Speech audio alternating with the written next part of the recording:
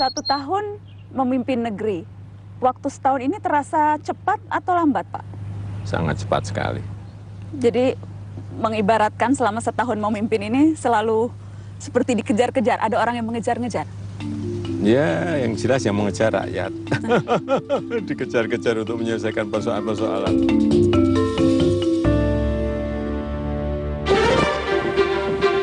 Saya sampaikan konsistensinya.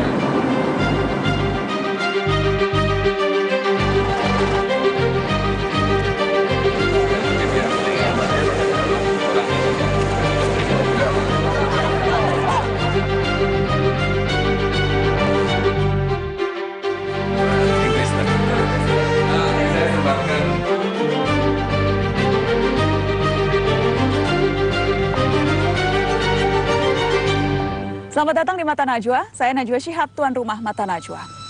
Sudah setahun Jokowi memimpin Indonesia menjadi nahoda perjalanan bangsa. Masih banyak yang memuji, namun kritik juga datang bertubi-tubi. Banyak hal yang tak diketahui publik, sebab bekerja tak selalu harus berisik. Dari kebijakan yang genting hingga kegaduhan yang tak penting. Mari menengok dapur istana, dari melihat koki yang bekerja, hingga keputusan yang tak biasa. Inilah Mata Najwa, di balik dinding istana.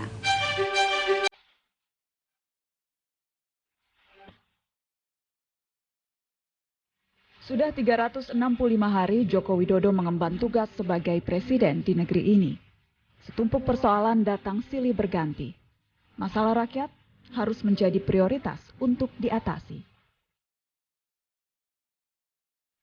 Beginilah rutinitas pagi di Istana Presiden.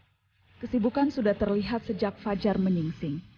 Perawatan komplek istana mulai dari bersih-bersih ruangan, juga menyapu halaman dan merawat taman.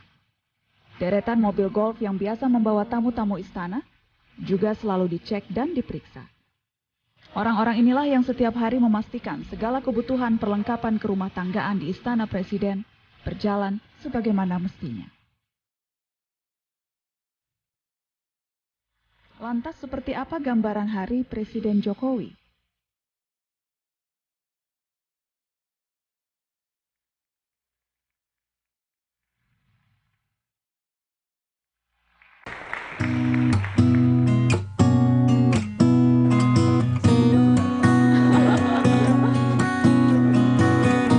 Masih ikut?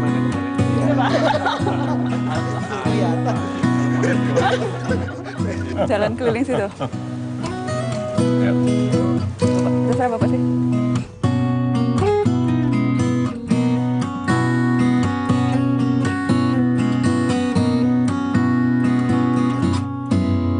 Pak Jokowi, di Istana Bogor, Bapak memilih tinggal di sini karena apa, Pak? Gini, saya ini kan wong desa, pengennya tuh dekat dengan hal-hal yang alami gitu ya, dekat dengan pohon-pohon yang banyak, dekat dengan ini apa rumput-rumput, dekat dengan hewan ya rusa-rusa itu kan banyak. Jadi lebih karena alasan lebih alami. Dan lebih enggak di sini lebih menurut saya lebih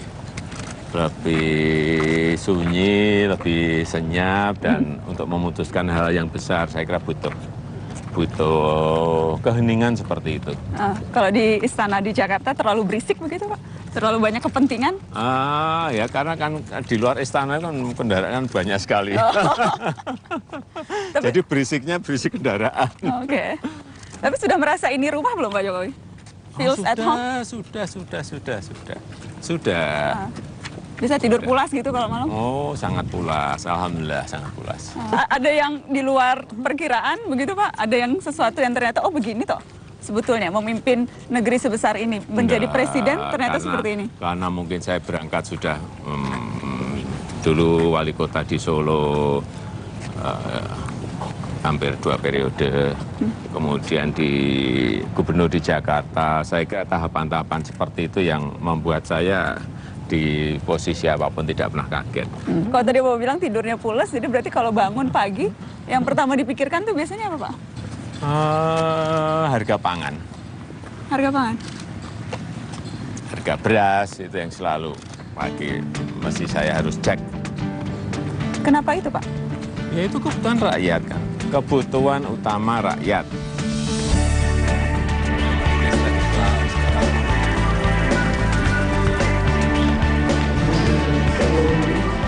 Pak Presiden itu mulai kerja pagi ya.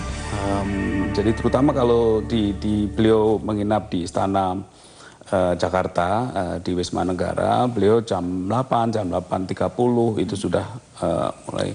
Sesudah itu biasanya memulai dengan kerjaan administratif sebentar, tapi selebihnya melakukan banyak sekali pertemuan tamu, rapat dan seterusnya, ya ratas dan lain-lain, terus mengundang menteri-menteri. Makanya banyak menteri yang sering keluar masuk istana karena beliau panggil gitu. Sore itu mulai kerja-kerja administratif lagi karena banyak sekali dokumen yang harus diselesaikan oleh presiden. Nah, biasanya beliau sampai jam 8 ya, jam 9.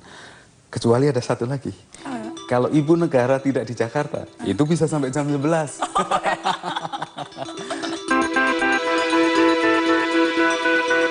Bukan orang yang bisa atau suka rapat yang berjam-jam, enggak.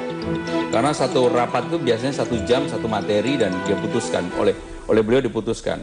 Sehingga beliau tidak seperti yang lain yang bisa rapat 8 jam. Ini rapat 1 jam harus sudah diputuskan. Bahkan kalau rapat atau kami menyiapkan materinya dianggap tidak cukup detail, tidak memberikan alternatif putusan atau B, beliau akan selalu di awal mengatakan ini tidak cukup untuk diputuskan dalam rapat terbatas.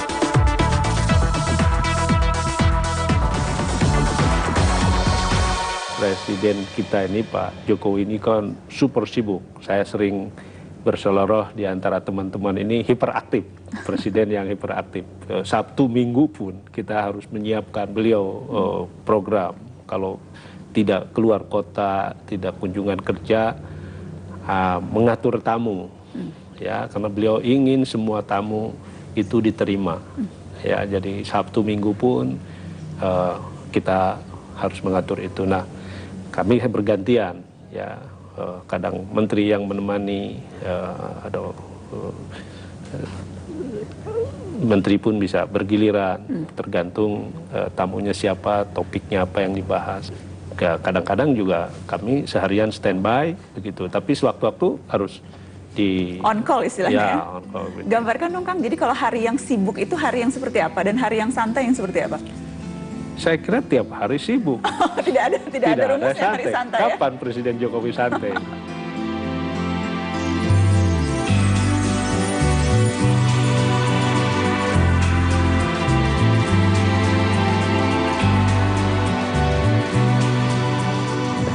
Nah, apa cara paling sering yang Bapak Presiden lakukan untuk mencari tahu apa sesungguhnya keinginan rakyat, apa sesungguhnya cara untuk dekat dengan mereka? Ya datang langsung ke rakyat. Entah ke kampung, entah ke desa, entah ke daerah, kemudian mendengarkan mereka, kemudian melihat langsung lapangannya, sehingga kita betul-betul ngerti, jangan hanya, ya kita juga dapat laporan dari menteri, dapat laporan dari gubernur, dapat laporan dari bupati wali kota, tapi kan kita juga ingin meng-cross check. Saya paling takut laporan yang ABS. Asal Bapak senang? Ya.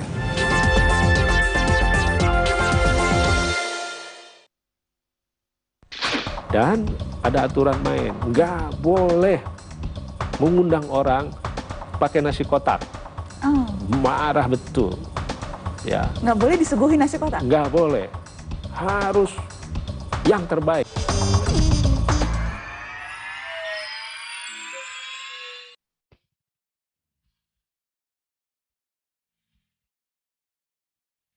Pukul 7, karyawan di lingkup istana mulai berdatangan. Tak sedikit yang memanfaatkan mobil jemputan dari Sekretariat Negara.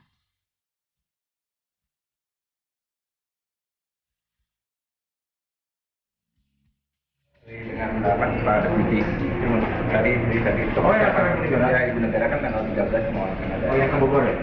Oh yang Samara apa? Samara Denmark. Lewat saja tempat tamu itu mendarat. Itu bisa dihalir. denyut aktivitas semakin terasa di setiap sudut istana.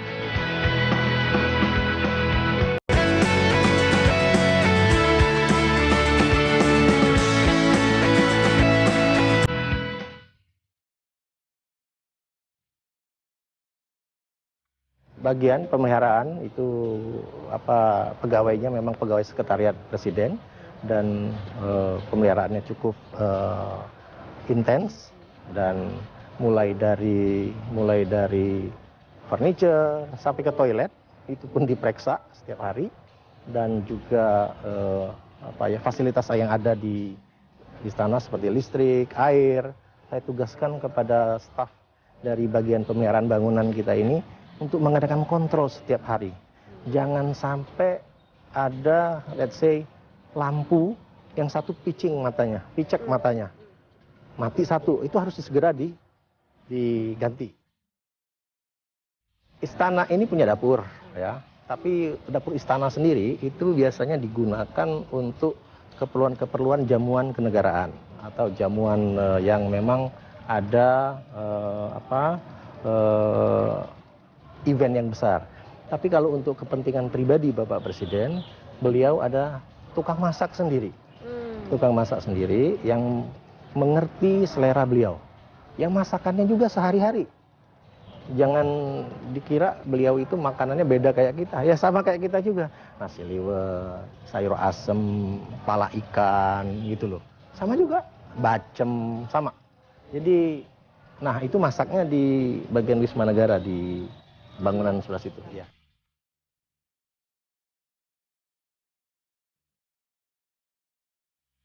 Sejak dilantik 20 Oktober setahun silam, Presiden Joko Widodo rutin menerima tamu di lingkungan Istana Merdeka, Istana Negara maupun di Komplek Istana Bogor. Pembahasan SEPA dengan Uni Eropa tahun ini. To work together on economic growth, right, inclusive growth, so we lift people out of poverty. Dari kunjungan perwakilan negara sahabat, mengundang gubernur dan bupati wali kota se-Indonesia, hingga mengundang makan siang para tukang ojek dan sopir Metro Mini. Presiden biasanya saya ingin semua orang bisa masuk ke istana. Jadi kadang-kadang ketemu konglomerat, ketemu para pengamat ekonomi, rektor, pejabat atau mantan pejabat, tapi juga satu waktu kita ngundang tukang ojek, pedagang kaki lima, ya. Jadi beliau ingin semua, dan makan satu meja bareng-bareng duduk, tidak ada, dan kadang-kadang tamunya kaget-kaget, loh kita duduk satu meja dengan presiden. Gitu. Presiden ini nggak sama sekali tidak ada handicap. Ikut mengantri bersama mengambil ikut makanan? Mengantri, bahkan presiden nggak pernah mau di depan, selalu. Dan ada aturan main, nggak boleh mengundang orang pakai nasi kotak. Oh. Marah betul. Ya. Nggak boleh disuguhi nasi kotak? Nggak boleh. Harus yang terbaik. Ya. Prasmanan itu direktif langsung dari presiden? Direktif dari presiden. Memang pada awal-awalnya selalu masih ada masalah. Ya begitu, ini kok nggak disiapkan makan. Atau kok ini disiapkan nasi kotak. Gitu kan. Itu presiden tidak mau. Apalagi orang-orang biasa. Yang diundang itu harus diperlakukan istimewa. Itu yang saya kagum.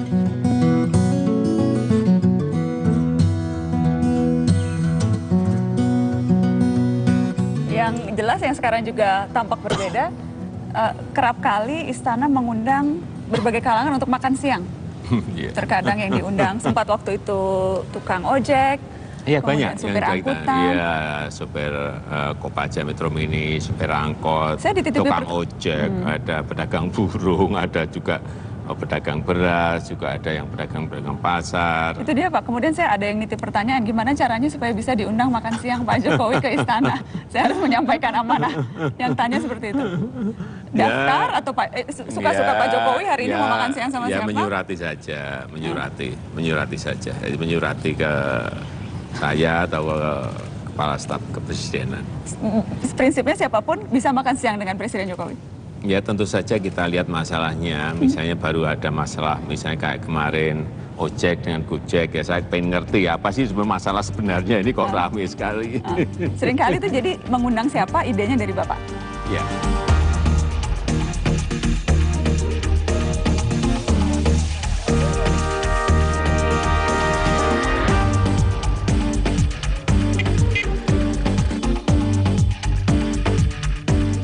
Kepada saya, Presiden Jokowi mengaku lebih nyaman tinggal di Istana Bogor. Inilah istana yang dibangun sejak tahun 1870 dan pernah menjadi kediaman resmi 38 gubernur jenderal Belanda. Salah satu ciri utama Istana Bogor adalah kehadiran ratusan rusa yang bebas berkeliaran di halaman istana.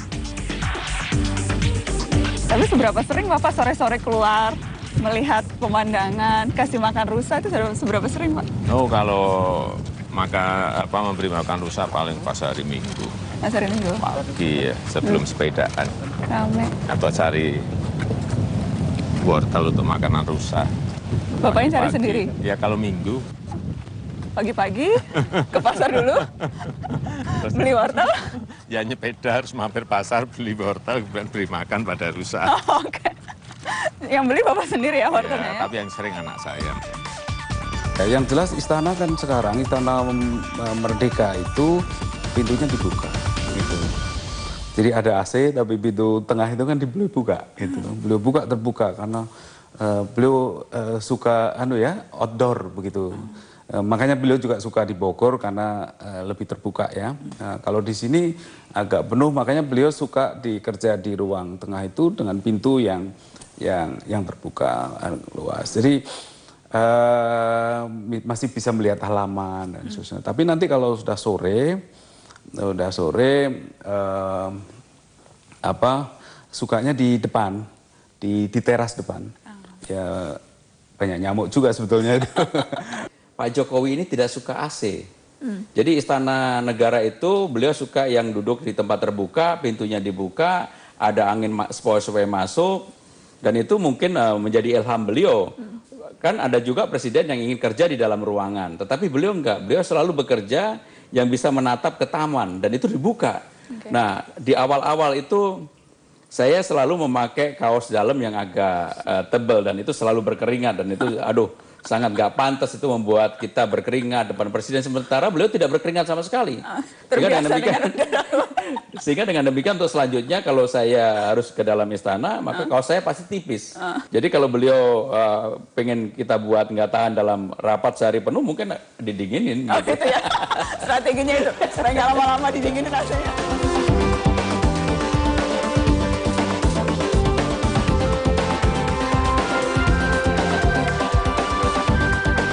Jika ada tamu negara, beliau selalu quote-unquote pamer.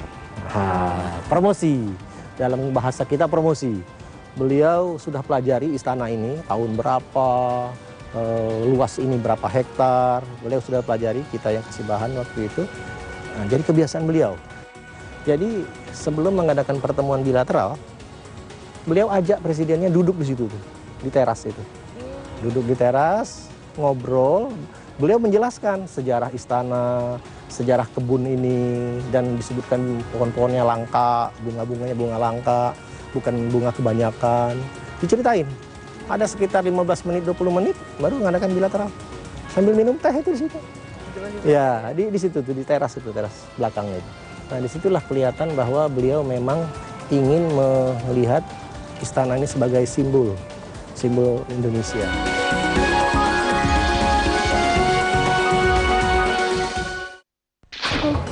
Kembali ya. Saya juga ikut adukan. Aduh ya. Benar Pak. Ya.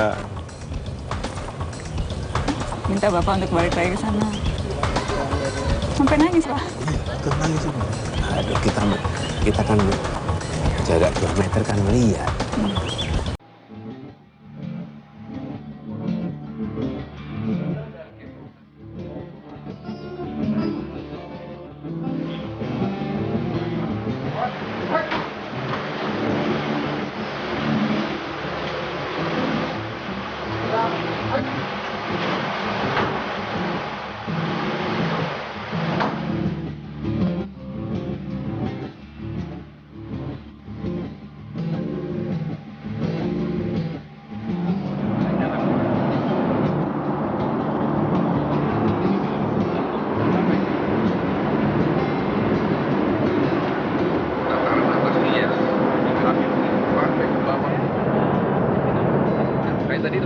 diputuskan, oke, ini diputuskan anunya.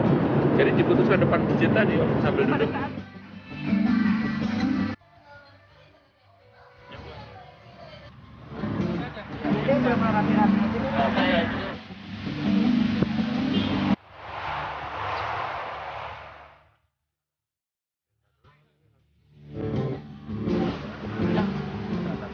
Tadi suruh bawa ke pik tuh, sana.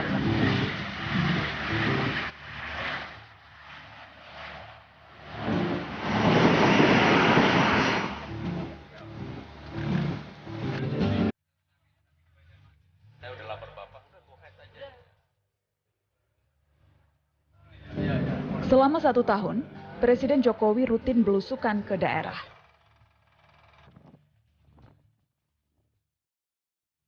Mendatangi masyarakat di pelosok hingga melihat langsung lokasi bencana.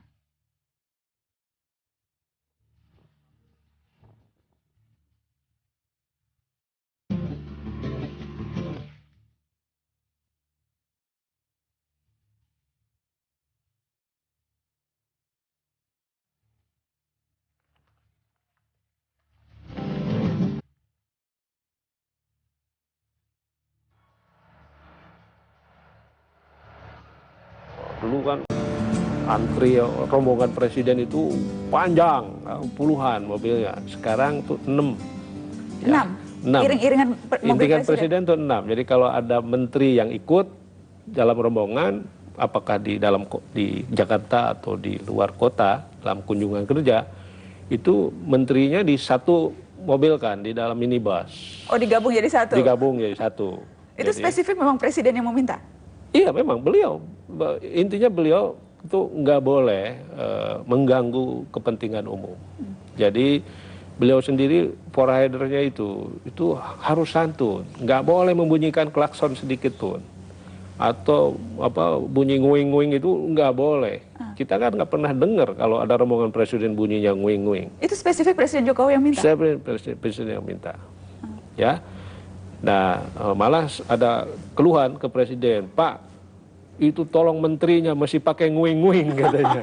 Sementara kalau Bapak lewat di jalan nggak pernah ada nguing-nguing gitu ya, ada bunyi sirene, bunyi. Kalau masih ada yang bunyi, kira-kira apakah?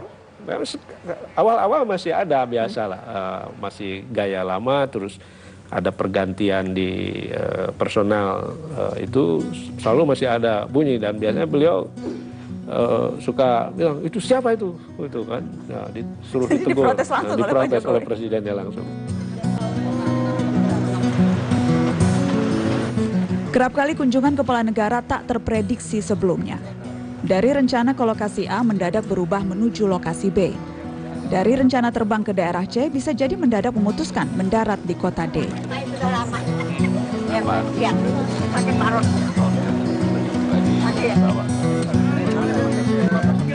Dalam salah satu kunjungan yang diikuti tim Mata Najwa, petugas berkali-kali harus mengubah agenda, menyesuaikan dengan acara presiden. Dalam posisi sore aja, jam itu bisa didarati malam gitu loh. Jadi ini mau makannya berada di Jakarta.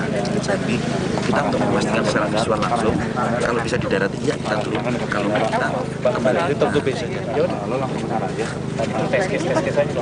Ya, makanya tadi ada informasi kepala juga belum.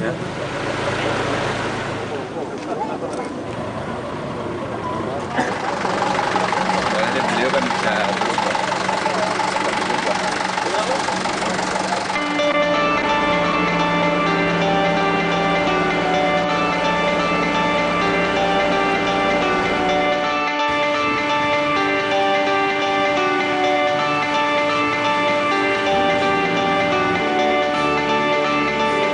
Dari menyiapkan sebuah tempat namun akhirnya batal dikunjungi, hingga melakukan uji kelayakan makanan di sebuah restoran, namun akhirnya pun presiden dan rombongan tak sempat mampir makan. Selalu bertanya, kalau kita ke restoran tiba-tiba makan yang lain, beliau bertanya, loh ngapain ke daerah ini kalau nggak kita tahu makanan daerahnya?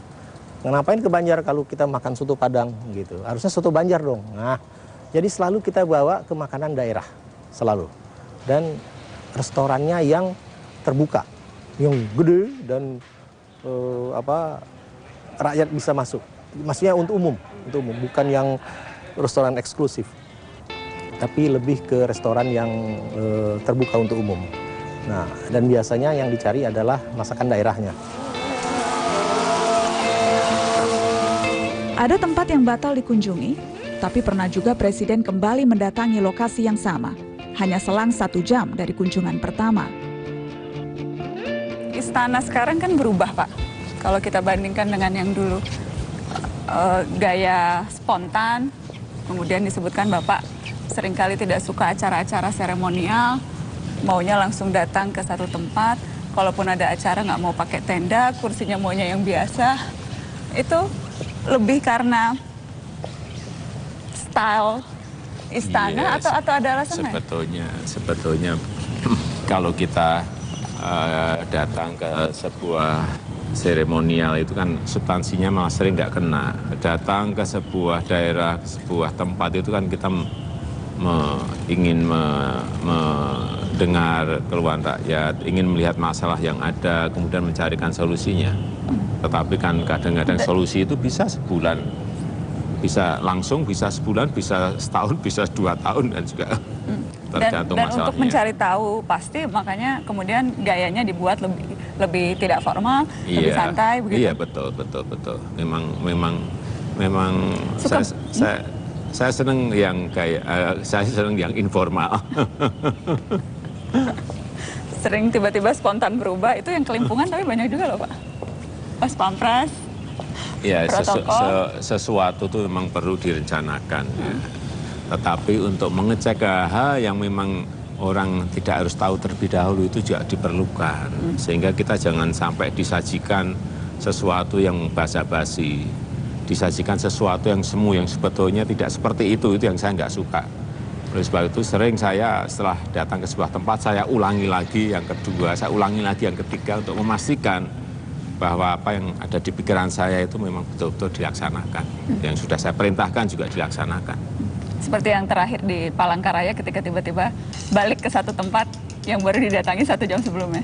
Iya, itu perlu untuk memastikan bahwa jangan sampai kita hanya seremonial, kemudian nggak ada tidak lanjut.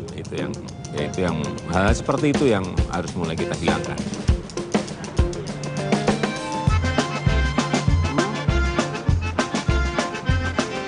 Hari-hari pertama saya di Mensesnek, saya juga harus belajar dari teman-teman yang lama bekerja dengan Pak Jokowi waktu menjadi gubernur atau wali kota.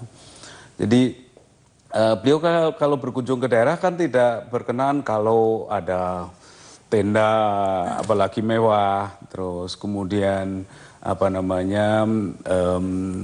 ada kursi yang berbeda dan seterusnya. Beliau kan suka yang natural begitu ya, natural. Ibaratnya kalau ingin berteduh ya berteduh di bawah pohon lah, enggak. Ya natural aja, seperti natural, terus menyapa dengan masyarakat. Semuanya harus berubah.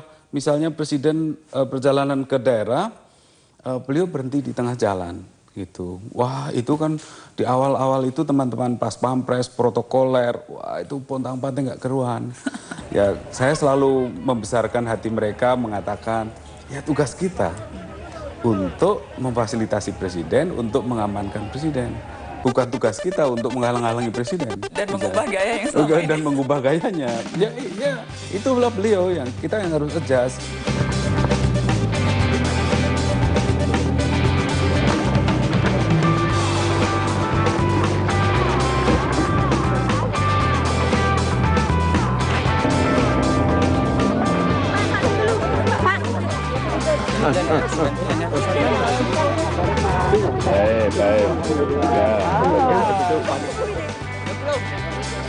Oke. Ya, udah semuanya.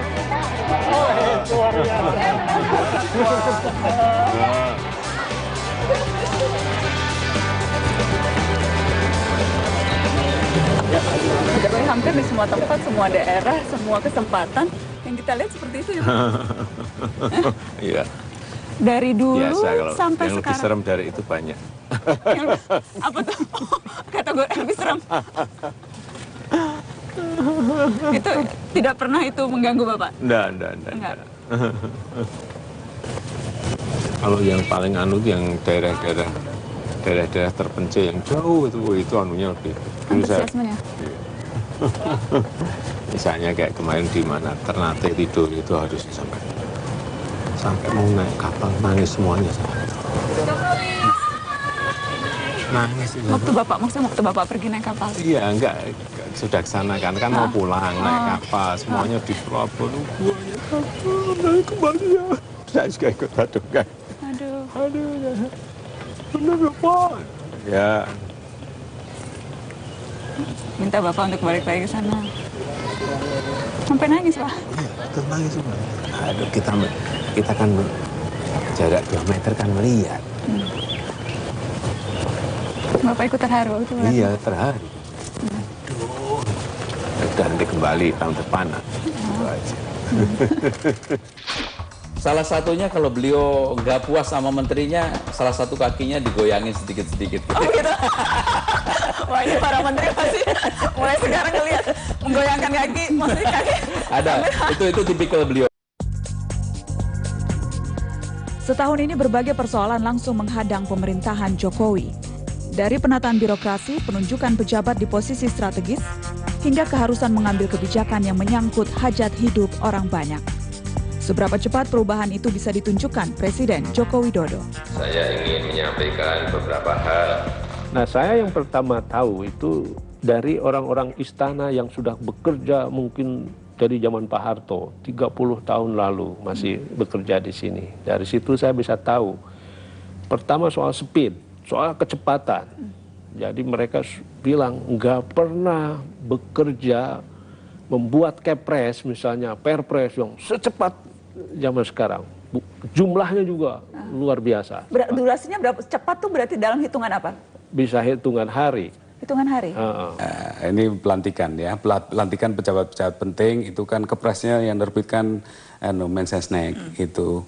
Jadi Bapak Presiden suka sekali, sebetulnya itu pasti policy-nya pengambilan keputusan sudah lama, ditimbang sangat lama begitu. Tapi ada juga yang dadak-dadakan. Tetapi pemberitahuannya, perintahnya ke kami sering mendadak gitu. Pak besok pelantikan pejabat ini gitu. Kepres dengan nama yang... Kepresnya biasanya kita kalau diskusinya beliau kemarin pesannya beberapa nama ya saya siap dengan beberapa nama. Jadi kami memang siap, selalu siap begitu. Dan Pak Presiden Jokowi ini kan orang yang sangat decisif ya. Decisif dan tidak mau berlama-lama melakukan perdebatan begitu. Oh ya, insting saya begini, tak gitu. Cepat sekali.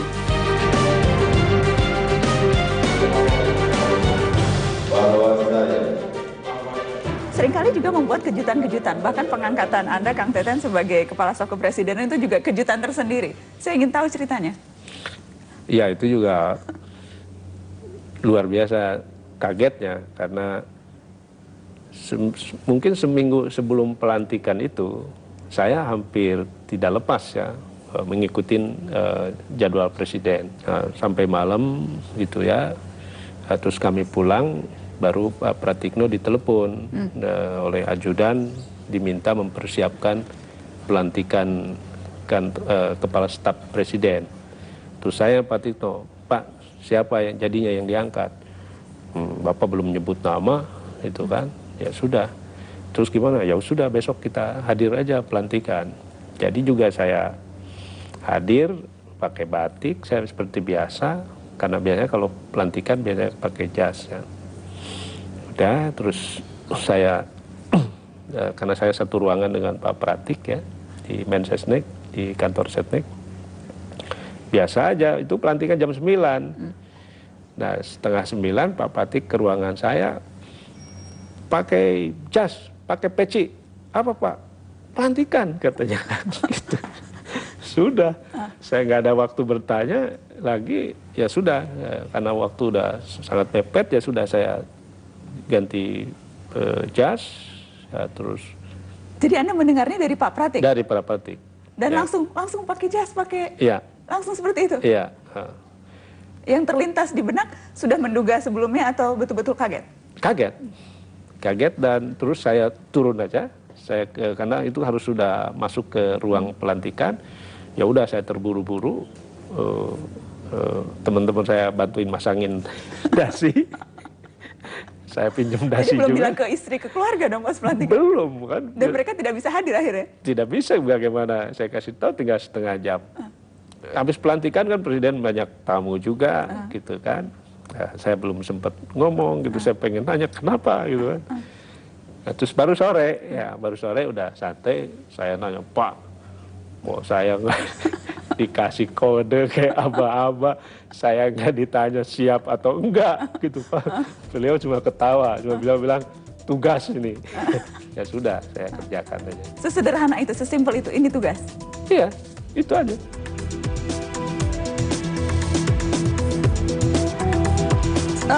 Seberapa sering marah Presiden Jokowi, Mas Pram?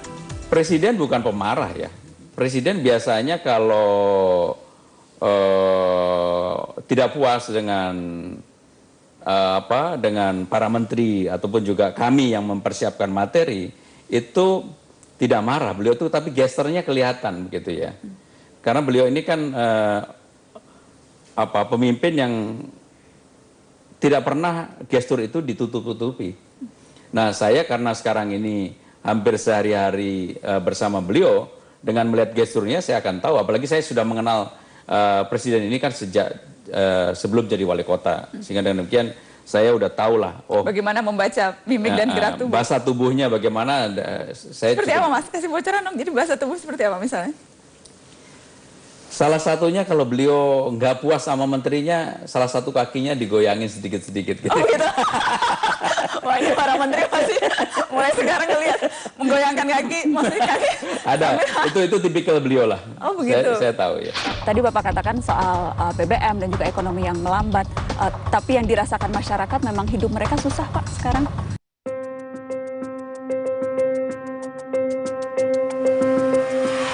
Setelah 1 tahun Presiden Joko Widodo memimpin negeri, tak melulu bekerja di istana tapi bisa di mana saja. Semua butuh perhatian Presiden, dari kegaduhan politik hingga problematika pemberantasan korupsi. Tentang kepastian hukum juga anjloknya daya beli di tengah terpuruknya kondisi ekonomi.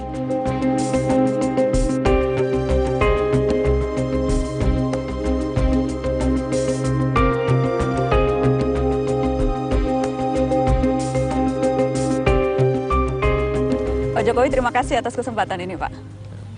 1 tahun memimpin negeri, waktu setahun ini terasa cepat atau lambat, Pak? Sangat cepat sekali. Sangat cepat? Sangat cepat sekali. Merasa seperti diburu-buru waktu begitu? Ya memang kita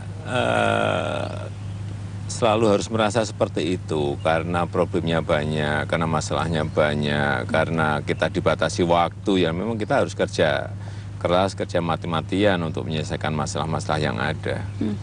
Jadi mengibaratkan selama setahun memimpin ini selalu seperti dikejar-kejar, ada orang yang mengejar-ngejar? Ya, yang jelas yang mengejar rakyat. Dikejar-kejar untuk menyelesaikan persoalan-persoalan. Padahal memang ada yang bisa diselesaikan dalam waktu sebulan, tapi ada yang juga harus nunggu sampai 3 tahun, 4 tahun. Dan itu yang kadang-kadang yang harus kita jelaskan pada masyarakat. Bicara 1 tahun, ada sejumlah lembaga yang kemudian melakukan survei, Pak, mengukur tingkat kepuasan rakyat terhadap pemerintah. Survei-survei itu kemudian menunjukkan tingkat kepuasannya menurun. Wajarkah rakyat? Wajar. Yang pertama memang karena pada saat kita melakukan pengalihan subsidi BBM sebulan setelah dilantik, itu betul-betul saya kira menggerus popularitas, karena memang tidak populis. Tapi kita lakukan karena itu untuk sebuah kepentingan yang lebih besar. Dan kalau kita nggak berani, ya kita nggak akan bisa membalikkan fundamental ekonomi kita. Dan yang kedua memang karena perlambatan ekonomi. Dan ini juga semua negara mengalami. Saya kira 2 hal itu yang menyebabkan kepuasan turun. Bapak kecewa melihat, membaca, mendengar bahwa orang-orang kemudian mempertanyakan, melihat kenapa kinerjanya tidak. Ya memang tugasnya rakyat kan menilai bagaimana kerja kita, bagaimana kerja kabinet, bagaimana kerja pemerintahan, dan itu akan menjadi sebuah koreksi untuk memperbaiki hal yang memang harus kita perbaiki. Terutama kemudian di sektor ekonomi. Tadi Bapak katakan soal BBM dan juga ekonomi yang melambat, tapi yang dirasakan masyarakat memang hidup mereka susah Pak sekarang. Pertumbuhan ekonomi juga kalau kita bicara angka-angka kan tidak menggembirakan. Iya, kalau kita harus kita tidak menutup mata bahwa kalau ekonomi melambat itu pasti akan memberikan dampak yang tidak baik kepada masyarakat, itu iya, kita tahu. Tapi yang paling penting bagaimana kita mendongkrak lagi agar pertumbuhan kita ini bisa berjalan lebih baik, dan saya kira insya Allah tahun depan lah akan mulai kelihatan. Jadi tahun ini sudah mentok pada dasar, kemudian akan mulai merangkak naik tahun depan. Pemerintah mengeluarkan berbagai paket kebijakan ekonomi, tetapi memang realnya dampaknya belum menyentuh sampai ke lapisan yang terbawah. Apa strategi lain yang akan dilakukan pemerintah? Kita memang baru ini malah mengeluarkan paket yang keempat, pertama, kedua, ketiga, yang keempat. Ya. Ini ada yang jangka pendek, ada yang jangka panjang. Ada yang untuk industri, ada yang untuk ekonomi makro, ada yang untuk masyarakat, ada yang untuk pengusaha, ada yang untuk pekerja, kan memang beda-beda, dan itu akan terus setiap minggu, setiap 2 minggu akan kita keluarkan paket-paket ekonomi itu agar lebih menyederhanakan regulasi-regulasi kita, menyederhanakan perizinan, mempersingkat perizinan sehingga masyarakat bisa menginvestasikan uangnya, menginvestasikan modalnya, dan kita harapkan dengan adanya investasi-investasi itulah lapangan pekerjaan akan muncul.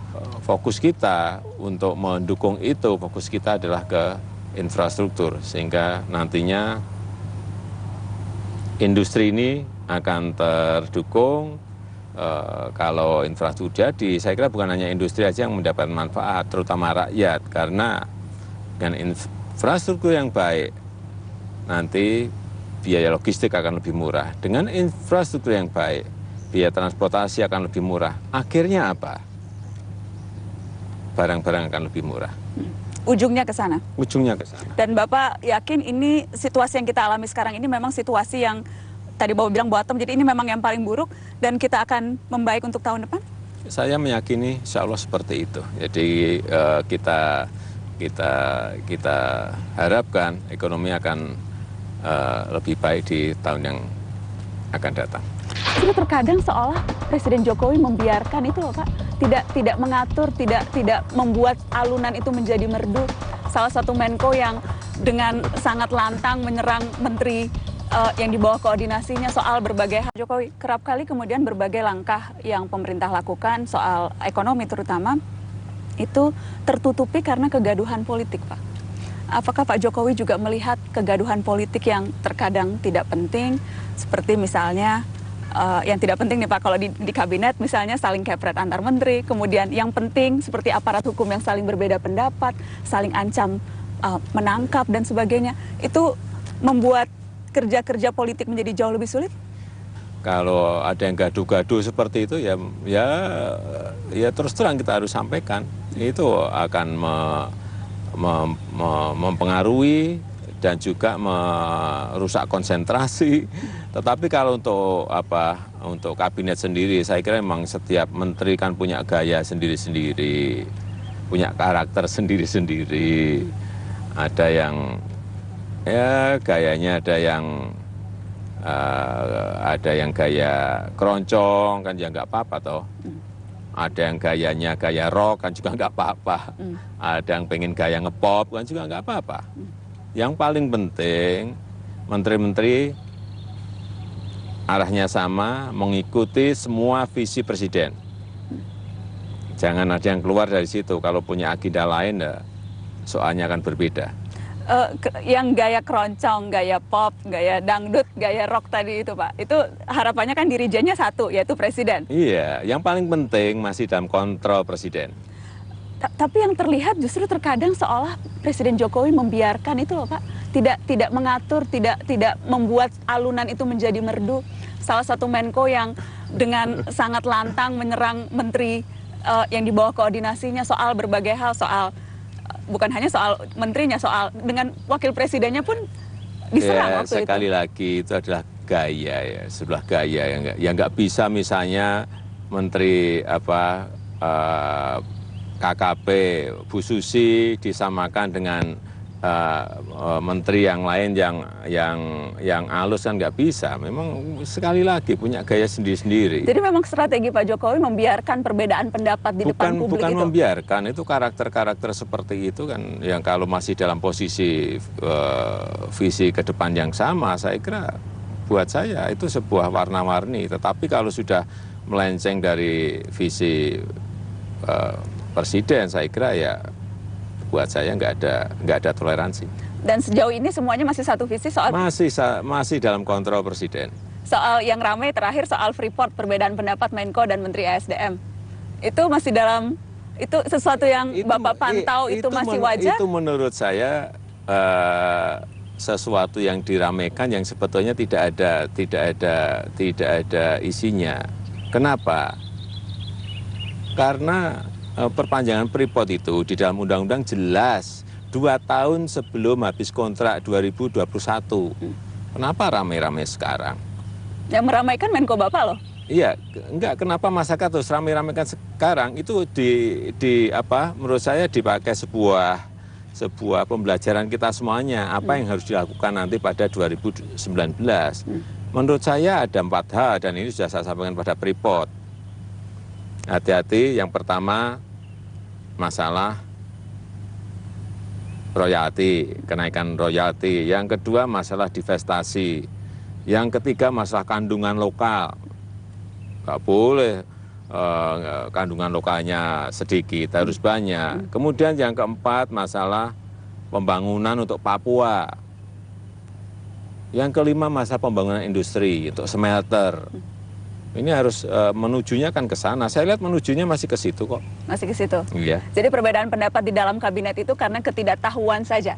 Ada yang ketidaktahuan, ada yang sering kepancing wartawan. Ada yang memang suka memberi umpan ke wartawan, Bapak. Yang terakhir seringkali pernyataan itu justru mengumpan kami para wartawan. Tapi itu Bapak lihat sebagai dinamika kabinet saja? Saya kira dinamika seperti itu menurut saya ada yang produktif, memang ada yang tidak produktif. Tapi menurut saya masih banyak yang produktif. Dan gaya Bapak melihat itu gaya yang seperti apa? Gaya memimpin Presiden Jokowi di tengah kabinet yang warna-warni seperti ini? Ya bagus, artinya ada dinamika. Kalau ada sebuah misalnya persaingan yang sehat, menurut saya juga bagus-bagus saja. Selama sekali lagi tidak keluar dari visi presiden. Ada persaingan, jadi Bapak akan membiarkan ada persaingan di kabinet? Persaingan yang sehat kenapa tidak? Kan persaingan yang baik. Kalau goalnya baik kenapa tidak? Ada rencana untuk kembali menata ulang kabinet Pak? Karena partai pendukung pemerintah kini bertambah 1 dengan masuknya PAN. Sampai saat ini belum berpikir ke sana. Belum dirasa perlu? Ya belum berpikir ke sana. Apakah karena memang melihat sejak reshuffle yang pertama partai pendukung kini jauh lebih kompak begitu mendukung pemerintahan? Ya dari dulu kompak-kompak saja. Dengan parlemen juga kita kompak-kompak saja, nggak ada masalah. Dengan semua partai juga nggak ada masalah. Komunikasi sangat baik.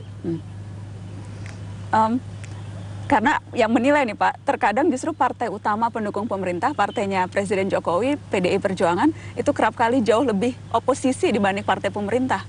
Saya kira bukan oposisi, memberikan koreksi kan nggak apa-apa. Koreksi yang kemudian dinilai ini, seperti misalnya contoh ketika penyertaan modal BUMN. Itu kritik sangat keras datang dari PDI Perjuangan. Yang terakhir kemudian rencana revisi Undang-Undang KPK juga datang dari PDI Perjuangan. Untuk mengkoreksi kan nggak apa-apa. Untuk mengkoreksi kenapa harus selalu 100% sama? Kan tidak apa-apa untuk mengkoreksi. Walaupun itu datang dari partai pendukung pemerintah? Saya kira nggak ada masalah. Bapak tidak terganggu dengan itu? Tidak ada masalah. Nah, apakah Bapak sependapat KPK hanya bisa dikasih waktu sampai 12 tahun seperti rancangan undang-undang itu Pak? KPK hanya bisa hidup 12 tahun ke depan lagi? Apakah Bapak masih dilibatkan dalam pengambilan berbagai kebijakan penting di partai Bapak di PDI Perjuangan? Enggak, kita ngurus negara, kita konsentrasi untuk ekonomi saja udah nggak ada waktu. Jadi berbagai keputusan-keputusan itu diambil internal PDI Perjuangan? Iya. Walaupun saya membayangkan presiden yang berkuasa itu kan harusnya orang yang paling penting dalam partai saat ini kan Pak. Secara real politik apakah itu terjadi? Ya kan tidak harus seperti itu. Pada kenyataannya komunikasi kita dengan seluruh partai, dengan seluruh ketua partai juga baik-baik saja. Dulu orang khawatir karena di parlemen kita minoritas. Saya sampaikan sejak awal nggak ada masalah. Padahal ada banyak keinginan DPR yang kemudian ditolak pemerintah. Pembangunan gedung baru, rencana kenaikan tunjangan. Ya tapi kan juga nggak apa-apa, karena masyarakat tidak menginginkan. Ya, kemudian pertanyaannya, jadi berarti cara Pak Jokowi menjinakkan mereka lewat cara apa ya Pak? Karena tampaknya anteng-anteng, padahal apa yang mereka minta tidak kemudian diberikan. Ya komunikasi yang baik. Terakhir masalah rencana untuk revisi Undang-Undang KPK, ya saya sampaikan kita ini kan pada posisi ekonomi yang perlu konsentrasi, perlu penanganan yang ekstra. Kenapa kita harus merevisi Undang-Undang KPK yang nanti justru menyebabkan gaduh. Padahal konsentrasi kita ini baru ke mengatasi perlambatan ekonomi, dan nyatanya semua partai menyetujui, parlemen juga tidak ada masalah. Ini kan hanya cara komunikasi aja. Dan secara substansi memang tidak ada perubahan, karena saya ingat bulan Juli pun Presiden Jokowi sudah sempat mengatakan tidak ada rencana revisi Undang-Undang KPK, tapi toh kemudian itu masuk. Ya sejak awal memang sudah saya sampaikan, memang tidak ada rencana, tetapi karena inisiatif dari Dewan kan juga nggak apa-apa. Apakah Bapak sependapat KPK hanya bisa dikasih waktu sampai 12 tahun seperti rancangan undang-undang itu Pak? KPK hanya bisa hidup 12 tahun ke depan lagi? Kita harus melihat yang namanya indeks persepsi korupsi seperti apa. Kalau itu masih tinggi, ya kenapa harus ada pembatasan? Soal mengurangi kewenangan KPK, apakah Bapak setuju? Hanya sebatas penyidikan misalnya, tapi tidak penuntutan? Gini, masalah revisi Undang-Undang KPK menurut saya yang paling baik adalah mengajak rakyat berbicara. Mengajak ahli-ahli hukum berbicara. Mengajak akademisi berbicara. Sebetulnya mau direvisi itu apanya. Kemudian manfaatnya melemahkan atau memperkuat. Kalau memperkuat, ya setuju. Tapi kalau memperlemah, ya lupakan. Kalau memperlemah, lupakan. Itu yang ditunggu-tunggu orang, Pak. Statement Pak Jokowi tegas soal itu. Saya mau tanya juga soal mantan Presiden SBY, Pak, yang kerap kali mengeluarkan kritik terhadap pemerintahan saat ini, yang kemudian sebagian orang kesannya itu seperti menyindir pemerintahan yang sekarang, menyindir Presiden Jokowi dan menteri-menteri yang lain. Ya saya kira nggak apa-apa kan untuk mengkoreksi sesuatu kan nggak apa-apa. Tidak merasa tersindir dengan tweet-tweetnya? Ya kalau saya sih nggak pernah baca sih, jadi nggak tahu apakah menyindir atau apakah mengkoreksi. Sering mengecek sosial media, jadi itu tidak termasuk yang dibaca ya Pak? Enggak. Beralih ke yang lain Pak, soal Wakil Presiden Yusuf Kala. Ada yang menilai kok gayanya berbeda ketika menjadi wapresnya Pak Jokowi dengan wapresnya waktu dulu Presiden Susilo Bambang Yudhoyono. Sekarang tidak selincah yang kemarin. Nah, menurut saya masih sangat lincah. Masih sangat lincah? Sangat cepat juga. Tidak lebih menurut saya. Pembagian tugasnya selama setahun ini, Bapak membagi-baginya? Ya pembagian tugasnya kan jelas kan, sudah ada. Secara undang-undang juga sudah ada. Kemudian juga hal yang khusus juga yang dilakukan oleh Pak Yusuf Kala sebagai Wakil Presiden juga sudah jelas sekali. Saya kira tidak ada kok kayak kita ini kurang pekerjaan kita bergunung-gunung. Jadi yang ada membagi pekerjaannya Pak, bukan dikekepin pekerjaannya. Iya, nggak ada masalah. Jadi tidak ada yang berbeda Bapak lihat? Nggak ada, Pak. Saya kira masih tetap sama Pak JK. Masih tetap sama? Menurut saya. Presiden Jokowi, terima kasih banyak waktunya untuk Metro TV sore ini, Pak. Sama-sama, Pak Nana. Sudah setahun, selamat bekerja untuk seterusnya. Terima kasih banyak, Pak. Terima kasih.